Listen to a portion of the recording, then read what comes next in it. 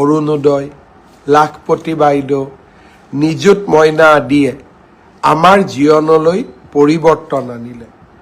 আয়ুষ্মান ভাৰত দুখীয়াৰ ওচৰত সাৰথি হিচাপে থিয় হ'ল।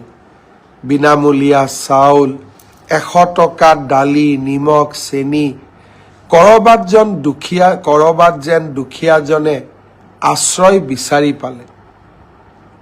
আৰু নিবনুৱা যুৱক যুৱতীসকলে জীৱনৰ হেৰুৱা ছন্দ উভতাই পালে। এতিয়া আৰু কোটি টকা, লাখ টকাৰ ঘোষ দি চৰকাৰী চাকৰি ল'ব নালাগে। 1.5 লাখ, 1,60,000 যুৱকে চৰকাৰী চাকৰি পালে। 11 ফেব্ৰুৱাৰীত আৰু 2,000 ল'ৰাই চাকৰি পাব।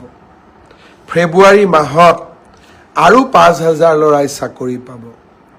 আমি কেতিয়াও এনে দিন আমাৰ জীৱনকালত যেন আহিব আমি তাক ভবাও নাছিলোঁ। কলেজত পঢ়ি থকা দিনত আমি অভ্যস্ত হৈ পৰিছিলোঁ।